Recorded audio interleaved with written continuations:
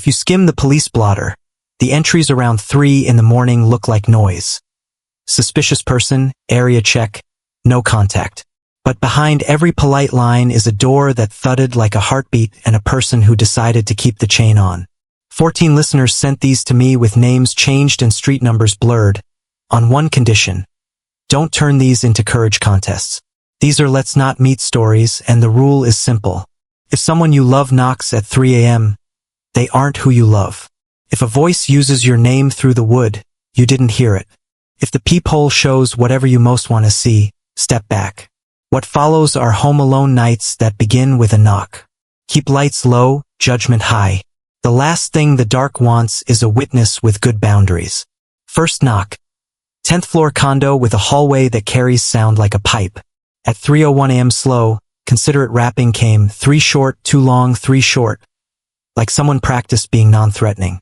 I checked the peephole and saw an empty corridor. Carpet still dented where a suitcase had rolled earlier. The knock came again, softer, as if with knuckles muffled by a sleeve. My phone buzzed. A text from the building intercom system with a name I knew. My sister. Asking to be buzzed up, except she lived 2 time zones away. I texted her. She was asleep. Her typing dots never moved. When I looked again, the peephole showed the fisheye curve of an eye on the other side staring back, lidless, too close. I turned off the foyer light. The knock stopped. Let's not meet. Second knock. Split level in quiet cul-de-sac. Motion lights that catch moths but miss raccoons. The doorbell camera lit the porch like a stage, recorded nothing. 3 taps came through the wood at 3:03, polite, rhythmic, the kind a neighbor gives before borrowing a ladder. I opened the app and watched live. The timer ticked, porch empty, yet the knocks arrived perfectly in time with the second hand. A voice, my husband's, murmured through the door, "Hey, forgot my keys." He was in Tulsa on a layover. We'd FaceTimed at midnight. The smart lock showed someone trying old codes, 1 digit off each time. I spoke into the camera. Police are on their way. The porch light stuttered. Something leaned just out of frame and breathed. I set the alarm. Let's not meet. Third knock. Farmhouse with a root cellar door in the kitchen floor that never latches right. At 3:07 I woke to a hollow popping, like someone drumming an empty jug. Took a minute to realize the sound was under me. The trapdoor jumped against its hook with each knock, 3 even taps, a pause, then a single drag like fingernails testing grain. The dog stood in the hallway, hair up, whining without barking. I flicked on the overhead and the sound shifted to the bulkhead outside. Farther away, same pattern. I called my neighbor. He brought a light and a shotgun. Frost silvered the grass, but there were no prints, only streaks where something dry had scraped along the door and the concrete. We salted the sill. Let's not meet. Fourth knock. Off-campus rental, 3 girls on the lease, 2 out visiting boyfriends.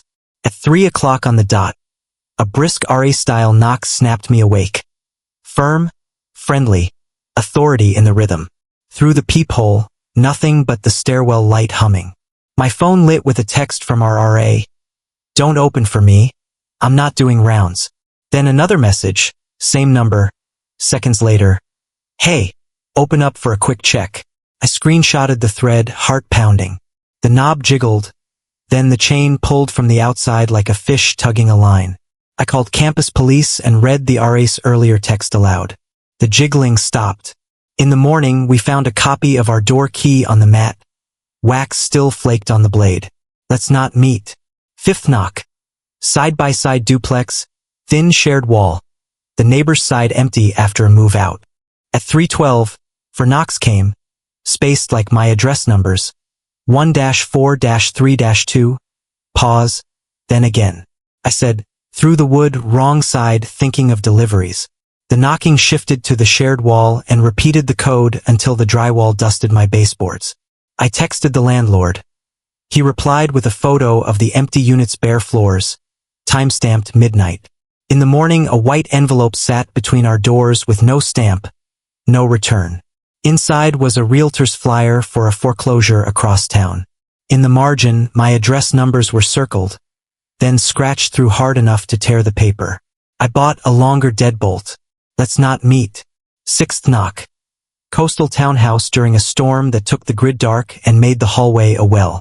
At 3 o'clock the tapping began like hail, but only on the door, dots and dashes I recognized from a board semester. SOS. I called out, "We're calling 911, and something tapped back, slower, longer, wrong. Through the peephole, black except for a pale oval inches away, too big for a face, too smooth for a hand. The chain trembled like something hooked it and then let go. My phone flashlight flared. The tapping stopped. Next day the super showed me camera stills. Empty porch, but the rain sheeted around a hole shaped like a person-shaped absence. We moved the couch against the door. Let's not meet. Seventh knock. Craftsman on a quiet block. First snow laying the street blank. The sound came at 3:04, gentle as a neighbor's courtesy. Exactly 6 taps. Pause. 6 more. I looked out the side window. The porch steps wore a perfect white sheet. No footprints from sidewalk to stoop. The knock repeated, time to the furnace cycling like it borrowed heat to keep time. My phone lit with unknown caller and went dark. I stood still, breathing through my nose, and didn't touch the latch. Let's not meet. Eighth knock. Studio above a bakery that smells like burned sugar until noon. At 3:06 the door buzzer went off in one long, fraying note that never clicked to silence. When I reached the intercom, it had no power. The outage from the storm still blanked the block. Then the back fire escape rattled. 3 neat knocks on the window glass at head height. Through the slats I saw a pale circle pressed to the pane, as if a face forgot its features. My landlord's voice floated up from the alley, cheerful, apologetic, offering to check a leak. He lives 20 miles away and texts, never shows. The suction camera on the window blinked alive despite the blackout, shifting from night vision to static to a blank that looked like skin. The knocking slowed to a single patient tap every time my finger neared the latch. I stood back and said the police were downstairs. Nothing answered but breath fogging the glass from the wrong side. Let's not meet. Ninth knock. Ranch-style house at the edge of town. Mailbox dented like a fist. At 3:09 my doorbell chimed one soft note even though we'd pulled the batteries after Halloween. I checked the peephole and saw my father, jacket zipped, eyes tired, the way he looked leaving early for shift work when I was 9. He died in 2011. His mouth didn't move when his voice asked to be let in because he'd forgotten his keys. I set my phone to record through the peephole and said I'd call Mom. The doorbell chimed again, longer, then slowed into the tune he used to whistle. When the clip saved, the peephole showed only an empty mat and wet leaves turning in place. Let's not meet. 10th knock. New construction with smart everything. A door that senses weight and chirps when packages arrive. At 3 o'clock the system pinged a delivery with a thumbnail of a box stamped with my name. The camera showed a tall figure in a hood, face shadowed, holding the package just out of frame. When I hit two-way audio, the mic cut to static, then played my own voice back with a lag. The lock status flickered between engaged and open without the bolt moving. I screenshot the feed. The app saved a black rectangle that weighed 9 megabytes and would not send. The package label in the live view shifted to show my maiden name, then a childhood nickname, then nothing at all.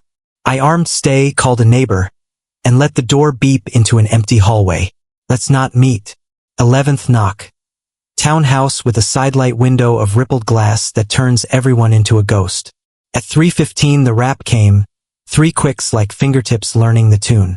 A woman's voice said the exact words I use when I lock myself out. Sorry, it's me. I'm an idiot.